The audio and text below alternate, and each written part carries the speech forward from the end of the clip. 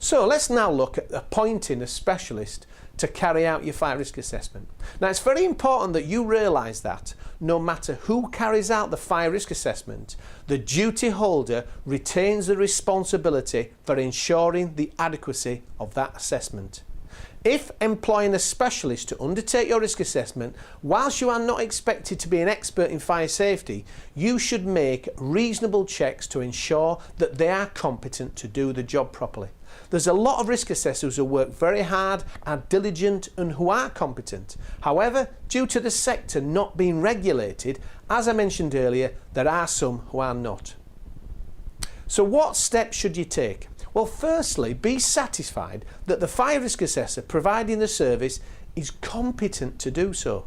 Now, the Competence Council recommends you check that those providing this service have either independent registration with or certification from a professional or certification body, and that they meet the competency criteria established by the Fire Risk Assessment Competency Council.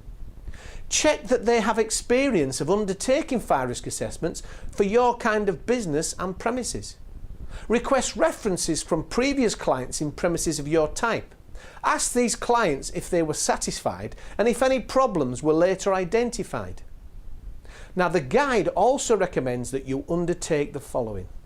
First of all, ensure that the scope of the work you want carried out is agreed in writing.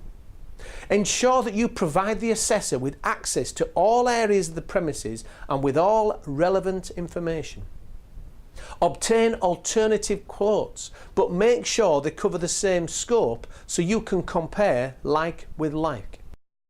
Ask for proof that they have sufficient professional indemnity insurance and public liability insurance. Like a lot of councils will require so much indemnity anyway, they might have a requirement for £5 million public liability, for example, and then the risk assessor's got to make sure they've got that liability. Next, you should always assure yourself that the fire risk assessor is impartial. I would say this is very important. This is very important. You don't want to appoint a fire risk assessor who works for a fire alarm company and then specifies a major upgrade to the fire alarm when it may not be required. Or a fire risk assessor who works for an emergency lighting company that over-specifies emergency lighting requirements.